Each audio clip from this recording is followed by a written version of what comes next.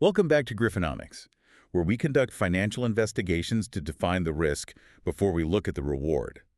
Today, we're diving into Copart, ticker CPRT. Right. It's a vehicle auction giant that, honestly, many people have never even heard of. Despite a nearly $40 billion market cap and just total dominance in its industry. It's really incredible. And it's one of the most fascinating business models we've ever looked at. Copart operates in this intensely physical industry. We're talking about massive junkyards, basically. Yeah, mangled metal, acres and acres of land. Exactly. Heavily regulated pieces of land. And yet, its financial profile, when you look at the numbers, it looks like a high-margin tech platform. It's a software company's P&L in a scrap dealer's body. That's a great way to put it. It's a really compelling case study in building a dominant, non-replicable business kind of right under everyone's nose. Okay, let's unpack this and get right to the core. Our mission today is built around a profound paradox. It's what defines the company's entire strategic genius. Our thesis is clear. Copart's long-term success stems from utilizing capital-heavy land ownership to create an unassailable NIMBY moat. Right. And that moat protects a capital-light, high-margin agency business, which positions it perfectly to capitalize on the rising total loss ratio driven by modern vehicle complexity. And that's the entire business right there in one statement. And we're going to spend the next half hour proving out every single link in that chain. That thesis, it immediately challenges everything that traditional corporate finance teaches us. It really does. If you listen to modern business gurus, they all preach the gospel of capital light. Minimum assets, outsourced everything, just maximize your return on capital. Right. Own the brand, not the factory. Exactly. But Copart's founder, Willis Johnson, who started the company way back in 1982, he made a fundamentally contrarian bet. He essentially said, no, we will use capital. A lot of it. A lot of it. Heavy, expensive capital. But not for short-term returns. He used it to build a defensive wall that, as it turns out, no one can ever breach. And that wall is literally made of dirt. Literally. Dirt, concrete, and very restrictive zoning laws. It's the sheer scale of the land ownership that defines this first part of our deep dive. I mean, we're talking about a company that owns approximately 90% of the land. 90%. Across its massive global network of 281 facilities. When you look at their balance sheet, you see billions tied up in property, plant, and equipment. And your first instinct is to think, wow, that's inefficient. Exactly. How can a physical yard business justify those kinds of investments and still claim to be high margin? Because the land isn't an expense, it's the competitive advantage. It's the ultimate non-replicable barrier to entry. We call it the NIMBY moat. Not in my backyard. Not in my backyard. And you have to think for a moment about what a salvage yard is in, 2024. This isn't just some dusty field. No. It's a high-volume industrial facility. It needs immense space, 50 acres, often more, just to store tens of thousands of damaged vehicles, manage logistics, process fluids. It's a huge operation. And they're loud. There's constant heavy truck traffic. They're, inherently seen as unsightly by local communities. That's the key. When Copart was founded in the 80s and 90s, zoning regulations were, they were a lot laxer. You could get things done. You could. And industrial land was easier to find, especially near the big metro areas where accidents happen and the insurance claims are concentrated. The critical insight here is that today, trying to secure a new 50-acre parcel and get it zoned for vehicle salvage, it's a logistical and regulatory nightmare. You're talking years of public hearings, environmental impact studies, and inevitable lawsuits from the community. A competitor might have the money, but they don't have the 5 or 10 years of political will to fight that battle just for 1 yard. Death by 1,000 bureaucratic cuts. That's why we love the analogy of the private railroad. Copart laid the tracks decades ago in the most strategically essential high-volume locations. And now no one else can get the right of way. Exactly. A competitor, even one with unlimited capital, physically cannot build parallel infrastructure because the zoning permission, it just doesn't exist anymore. Right. This effectively locks in a natural duopoly, or in many places, a straight-up monopoly. The supply from insurers has only 1, maybe 2 viable places to go. So those early capital-intensive land purchases, they look like the cheapest investment they ever made now. Because they're impossible to replicate at any price today. So tell me about the financial side of this defense. Yeah. How does owning the land rather than leasing it really protect their margins over the long haul. Oh, it creates profound financial stability. We just have to look at their main competitor, IAA. Now owned by Ritchie Bros. Right. IAA historically favored leasing land. And why? Because leasing looks good on a PowerPoint. It minimizes assets on the balance sheet, which can artificially inflate your short-term return on capital metrics for Wall Street. Short-term financial vanity. That's what it is. Yeah. And it creates a massive multi-decade structural vulnerability. You're completely exposed to the whims of the commercial real estate market. If you're on a 20 or 30-year lease cycle, every single renewal subjects you to the brutal reality of urban land appreciation and rent inflation. If your lease triples, your margins are just gone. And Copart, by owning 90% of its facilities? They effectively fix their physical asset costs. They pay property taxes, sure, and maintenance. But they are fully insulated from escalating rent. Their fixed cost base is cemented in place, allowing all those service fees, which we'll get to flow directly to the bottom line year after year after year. That is the definition of profound financial foresight. You're sacrificing a short-term metric for decades of margin protection. Mm-hmm. But the land isn't just a defensive moat against competitors and inflation. It's also an active operational tool, especially when the unexpected happens. This is the whole idea of crisis capacity. This is the secret sauce in their relationship with the big insurance carriers. Copart deliberately maintains significant excess capacity. We're talking between 20 and 25% across its facilities. And they do this specifically to handle a catastrophe surge. Yeah. So define catastrophe surge for us. What does that actually look like on the ground? Okay, imagine a Category 3 hurricane hits a major coastal city. Or a massive freeze, like we saw in Texas, causes citywide flooding. Right. The insurance companies are suddenly dealing with thousands, maybe tens of thousands, of total loss claims all at once, all within a 48-hour window. These cars need to be towed, inventoried, and stored immediately. There's nowhere to put them. Exactly. A smaller competitor, or one that's leasing space, instantly hits their capacity limit and has to scramble. They're trying to lease temporary fields, way out in the middle of nowhere. It's expensive, and it delays the whole claims process for the insurer. And when an insurer is trying to manage $1 billion in claims from a single event, logistical bottlenecks are their absolute worst enemy. Absolutely. Copart, with its guaranteed 25% excess land, can just open the gates and absorb that volume instantly. That operational reliability during a crisis, their ability to say, send us 10,000 waterlogged cars. We have the space. That solidifies their position as the go-to partner. It makes them the non-negotiable, trusted partner for those big insurers. And this ability to handle the surge directly reinforces the steady, normal condition volume they get. The capital-heavy land spending is basically an insurance policy for their future revenue stream. That is a perfect transition. So we've established the defensive wall, the non-replicable physical infrastructure that guarantees the supply of cars. Right. Now, let's move to the second part of the thesis. The capital-light financial engine that this land protects. This is where it gets really elegant. We can view that NIMBY moat as a private toll bridge. Copart built the bridge, and because of zoning, no one can build a competing bridge nearby. Right. The key is that Copart doesn't own the cars crossing the bridge. They just charge a toll to everyone who drives over it. The toll booth economics. Yeah. It completely reframes the business from a junk dealer into a highly efficient financial intermediary. It does. And when we look at the financials, specifically the fiscal year 2025 data, the dominance of this agency model is just staggering. A full 85% of Copart's revenue came from service fees. 85%. Auction fees, gate fees, administrative fees, charged to both the buyer and the seller. Only a tiny 15% came from actual vehicle sales, which is the small amount of inventory the company purchases itself. So they're not like a traditional dismantler or scrapyard that has to buy a wrecked car and then hope to sell the parts and metal for a profit. And absorb all the risk if they misjudge that value. Right.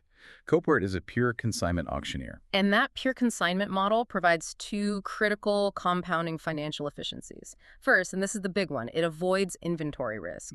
Copart does not have billions of dollars tied up in aging stock that might depreciate.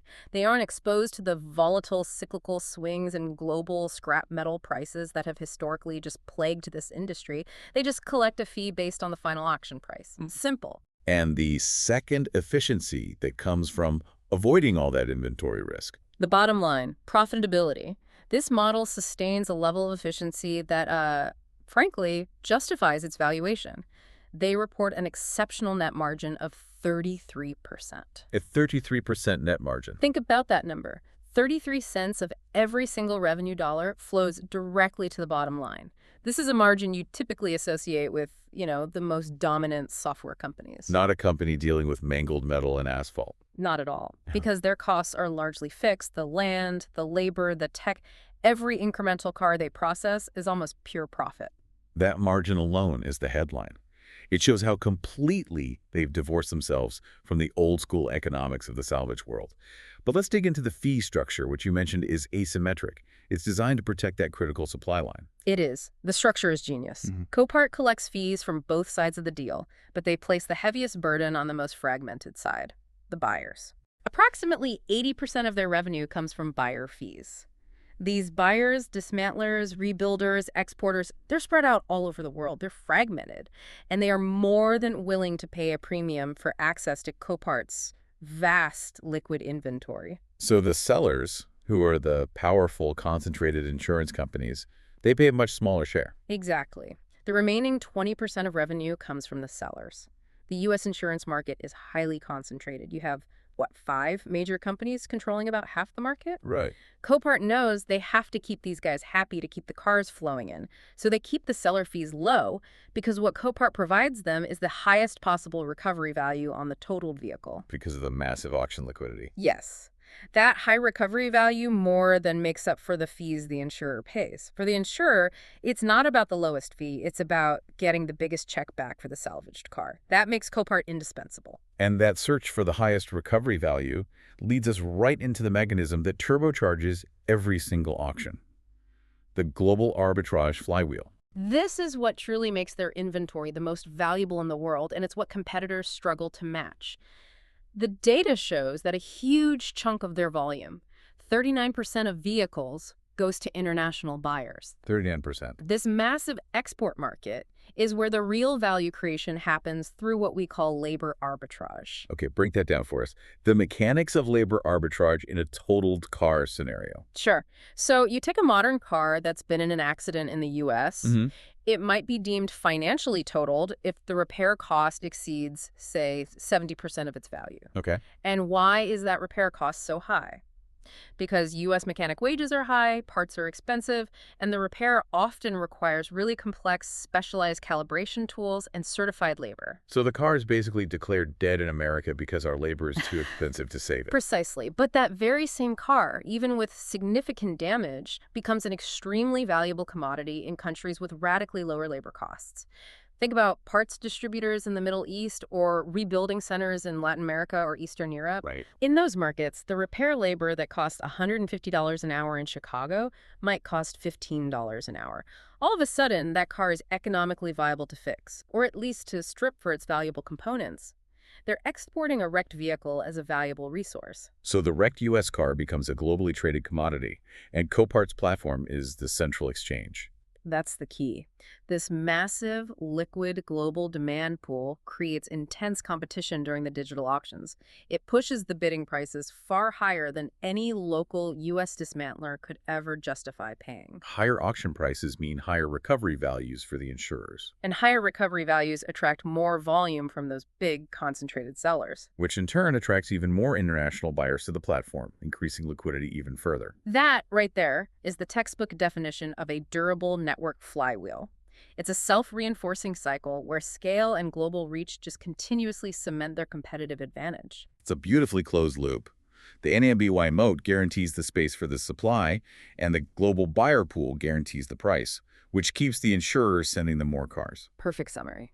Now, let's pivot and look at the macro tailwinds that are providing really free, guaranteed supply growth, regardless of overall accident rates. This brings us to the complexity paradox. This is where the story gets really, really interesting. It's so counterintuitive, but the relentless march of automotive technology is a massive financial tailwind for the salvage industry. Copart is winning because cars are getting safer and smarter. Okay, let's detail that paradox. Why does a safer, smarter car end up in a Copart yard more often? It all comes down to the exponential cost of repairability. A modern vehicle is a complex computer on wheels. It's packed with 80 advanced driver assistance systems. Cameras, radar, LiDAR. All the sensors. Exactly. They govern your cruise control, your lane departure warnings, your emergency braking. And on top of that, manufacturers are using all these exotic high-strength materials and specialized aluminum forgings to save weight and improve crash safety. Which means a minor fender bender isn't just a simple metal repair anymore. It's not. A small impact that damages a complex sensor array in the front bumper. Well, now it requires a certified technician with specialized scanning and calibration equipment. You might need a new module that costs thousands of dollars. Right. Suddenly, the repair bill for what looks like just minor cosmetic damage can easily blow past $10,000. And if that car is 5 or 6 years old, that $10,000 repair bill instantly exceeds the 70% threshold. And the car becomes financially totaled? It becomes financially totaled even if structurally it's perfectly fine. It's a financial death sentence for the car. And this trend is structurally pushing the whole industry metric, the total loss ratio, or TLR, higher and higher. Absolutely correct. The TLR, again, it just measures the percentage of all insurance claims that result in a total loss rather than a repair. And because of this complexity paradox, combined with chronically rising labor costs and a persistent shortage of skilled mechanics, that TLR is trending steadily toward 30% or even more. This is a structural, long-term shift that guarantees Copart increasing supply volume year after year, completely independent of whether people are driving more or fewer miles. The cars themselves are just becoming financially disposable at a faster rate. The undertaker of the car industry analogy really holds up. Yeah. Mortality is rising not because the disease is worse, but because the cost of treatment is soaring. Well said. Now, let's connect this market advantage back to the operational discipline that enables it. This kind of systematic excellence, it's not an accident. No, it's all rooted in the founder's mentality and discipline. It was established by Willis Johnson starting back in 1982. Right. Johnson, before starting Copart, had actually worked in a grocery store. And he took the principles of organization, cleanliness, high inventory turnover, and efficient product movement, what he called throughput. And he applied it ruthlessly to what was historically a very disorganized, messy junkyard industry. Applying retail efficiency to salvage, that's a fascinating insight. How did throughput translate into a better business? It's all about predictability and trust for the insurers. They want to know that once they hand over a totaled vehicle, it will be moved, processed, and inventoried accurately and put up for auction immediately. Johnson's system focused on clear labeling, organized rows, minimizing any secondary damage, and using technology to track every single asset. It speeds up the whole process. It minimizes the time the car sits on the lot, which speeds up the recovery value for the insurer, and it lowers the operating costs for Copart. And that focus on operational discipline, it translated into an early edge in technology too. They were ready for the digital revolution way before their competitors. That's the digital foresight piece. Copart was an early investor in developing its own proprietary digital auction platform, VB3.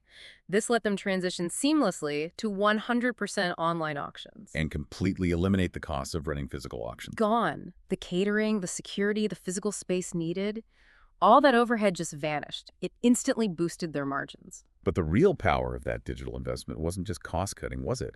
It was market expansion. Absolutely. Moving to 100% online auctions unlocked that global arbitrage flywheel we talked about. It took the inventory from being available only to local buyers and made it instantly accessible to thousands of global buyers in real time. That massively increased competition and the final auction price.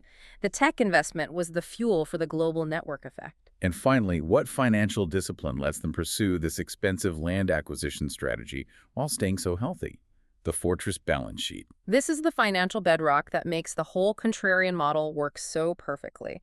Copart holds a staggering $4.8 billion in cash and investments. $4.8 billion. Yeah, about $2.8 billion in straight cash and another $2 billion in highly liquid investments. And crucially, they operate with zero gross debt. Now, wait a minute. As a finance observer, holding almost $5 billion in cash, especially when your operating margins are 33%, that might seem inefficient. Why aren't they leveraging that balance sheet or returning way more capital to shareholders? Because that cash isn't sitting idle. It's a strategic weapon and a multi-purpose hedge. First, it allows them to self-fund those capital-intensive land acquisitions without needing any external financing. No interest costs which further enhances those already high net margins. And second, Second, that zero debt position and massive cash reserve is the ultimate hedge against a recession or sudden market freeze. in a crisis, they have the ultimate competitive advantage. They can keep spending on land when everyone else is contracting or going bankrupt. That's exactly it. Land acquisition is slow and it's opportunistic. When a prime 50-acre parcel becomes available near a major city, they have to be able to move instantly and pay cash. That cash gives them unparalleled operational control and ensures they can just keep slowly and methodically reinforcing that NIMBY moat, ignoring all the short-term economic noise. It's a very patient, disciplined, long-term capital strategy. That makes perfect sense. The cash is the fuel for the long-term, non-replicable infrastructure growth. Okay, let's pivot now from defense and foundation to their offensive strategy. How are they planning to expand revenue without making huge, incremental capital investments? The primary offensive move is their expansion into what they call the blue car market. For decades, Copart focused exclusively on wrecked salvage cars, the red and yellow tag stuff. The blue car segment, though, refers to vehicles with clean titles or only very light damage. Perfectly drivable cars. And where are these blue cars coming from? They come from the massive, concentrated fleet operators. So rental companies retiring their inventory, finance companies dealing with repossessions, banks selling off assets. These are vehicles just at the end of their lease or their operational life. So they're essentially taking their high-liquidity auction platform, which was designed for wrecked cars, and pointing it directly at the massive, established wholesale used car market. That is the key. They leverage their existing land, their established logistics network, and, most importantly, their massive global buyer pool. They don't need new yards. They don't need a new sales force. They just onboard new types of sellers and feed that inventory into the existing auction. Competing directly with the traditional players like Mannheim or Adidas. But using a much leaner, more capital-efficient infrastructure. It's a very smart way to diversify their supply beyond just accident rates, all while leveraging their core competency. Using existing infrastructure to capture entirely new markets. That's the epitome of efficiency. And beyond the U.S., which is their most mature market, the international opportunity looks like a huge runway, right? Mostly driven by this idea of international margin catch-up.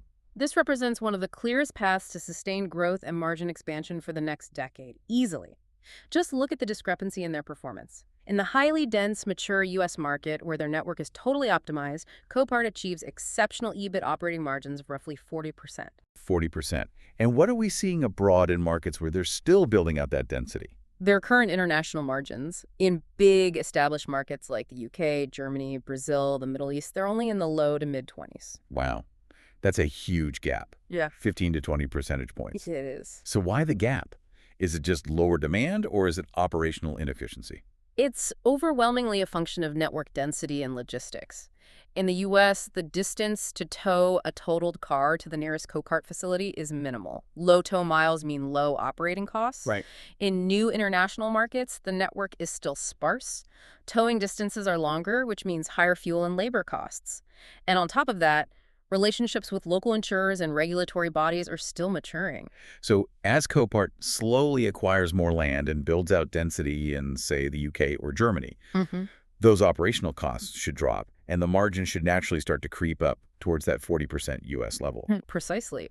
This gap suggests a significant, inherent, and measurable room for operational improvement and margin expansion. This isn't some abstract growth story. It's proven operational replication.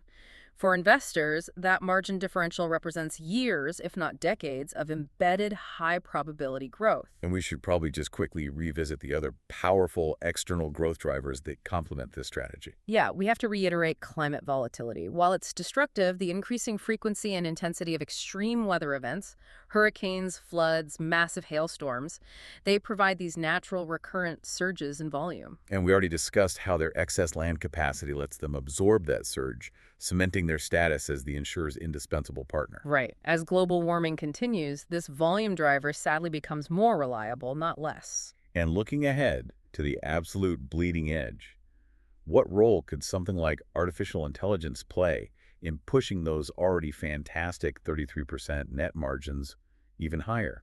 Even a business rooted in physical land can benefit massively from digital tools. And Copart is perfectly positioned to leverage AI for process streamlining. You can imagine AI instantly analyzing incoming photos to assess damage, or assign preliminary recovery values, or even optimize the tow truck scheduling. Or using predictive analytics to optimize global auction demand. Exactly. Knowing exactly which buyer in Poland will pay the most for a specific type of salvage car from Texas. While it's not a core driver today, it definitely offers the potential to squeeze out more marginal efficiency gains across their massive operational footprint. Okay. We've built an incredibly powerful case for Copart, rooted in an unassailable moat, highly efficient economics, and strong structural tailwinds. Now, we have to turn to the other side of the equation, as we always do, and define the risks. Absolutely. No business with this kind of valuation is without its fundamental challenges. Right, and we should first put the valuation in context. Yeah. CPRT currently trades at around 25.1 times earnings, which is actually slightly below its long-term average of about 26.3. So the market recognizes the quality of this business, but it's not wildly overpaying for its current earnings stream. However, the biggest, most structural risk is it's existential, and it's tied to technology. This is where that undertaker of the car industry analogy becomes critically important, because their biggest risk is a cure for death. Exactly. Their entire business model thrives on vehicle mortality, which is currently rising because of financial complexity. The ultimate threat is flawless, autonomous vehicles, AVs, that eliminate human error, drastically reducing the accident rate and potentially eliminating their core supply of crashed cars. That sounds like a complete thesis destroyer. I mean, if that's true, shouldn't investors run for the hills? How do they mitigate that truly existential risk? The mitigation relies entirely on time and physics. This is viewed as a very, very distant risk. It operates on a multi-decade timeline. Even if, hypothetically, tomorrow every new car sold was perfectly autonomous, it would take 15 to 20 years for the entire car park, the 280 million vehicles on U.S. roads, to cycle out. So for the foreseeable future, we're in a mixed environment. Human drivers and robot drivers, old cars and new ones. And that mixed environment, history suggests, will inevitably generate accidents, just maybe fewer of them. Furthermore, AVs, while they might eliminate human error, still face environmental hazards, mechanical failures. And here's another paradox, I guess. Even if AV accidents drop by 90%, the remaining 10% will involve the most technologically advanced and expensive cars to fix. Which will push the total loss ratio on those vehicles even higher. So it's a risk of technological timing. When does flawless AV penetration hit 90%? Not a risk of immediate displacement. Exactly. What about the risks in their global expansion strategy? The primary financial vulnerability there is the international execution risk. We established that in the U.S., Copart is a risk-free agent. They don't buy the cars. Right. But when they enter a new foreign market, they often can't immediately secure volume from the major local insurers who are skeptical of a new auction model. So they have to jumpstart the engine themselves. They do. To create that initial auction liquidity and prove that their system can get high recovery values, Copart often has to take on principal risk. They have to buy vehicles for their own account to create a guaranteed supply for the first year or two. Which temporarily exposes their pristine balance sheet to inventory risk. Exactly what their U.S. model is designed to avoid. If they misjudge the local market or prices fluctuate wildly, they could take a financial hit. So they're taking on temporary risk abroad to solidify decades of risk-free profits later on. Yep. A necessary tactical sacrifice. It is. And there's also the risk of copycat competitors. Copart has to spend the capital and the effort to educate foreign insurers and dismantle old regulatory systems. Once they've proven the model works, leaner local competitors might try to swoop in and undercut them. Right. And finally, just quickly, other structural risks, like shifts in collision repair or a market downturn. Sure. If the highly fragmented collision repair industry were to consolidate dramatically, those bigger chains might gain bargaining power on parts, increase efficiency, and maybe slightly reverse the TLR trend. It's a long shot, given the technician shortage. What kind of recession? A general recession could definitely impact global demand for used cars. If the global economy slows, international buyers might stop bidding as aggressively, which would impact Copart's fees since they're tied to the final sale price. Okay, so let's bring all these threads together for the final synthesis. When we balance the risk against the reward, does the unassailable land moat and the financial efficiency justify Copart's long-term positioning? Or does that existential threat of technological timing make this a high-risk bet? I think the verdict leans heavily toward the former. Copart's strategic genius is that ability to leverage a massive capital-heavy decision, the NIMBY land moat, to secure decades of high-margin, capital-light agency profits. They have locked down the supply chain with physical assets that simply cannot be replicated. And they have a guaranteed tailwind of increasing supply. A structural guarantee of increasing supply because of the complexity paradox. In short, it's a fascinating duality. They win because technology makes cars both too valuable to dismantle immediately, thanks to global arbitrage, and at the same time too expensive to repair, thanks to that same complexity. The AV threat is real, but it's on a multi-decade timeline. The financial and operational tailwinds are happening right now. So the key takeaway for you, the listener, is the profound power of making a counterintuitive, capital-intensive infrastructure decision. Acquiring all that land to secure a competitive advantage that fundamentally cannot be challenged. Sometimes the most capital-heavy choice is the one that delivers the purest, highest margin profits decades down the road. Risk defined, portfolio protected.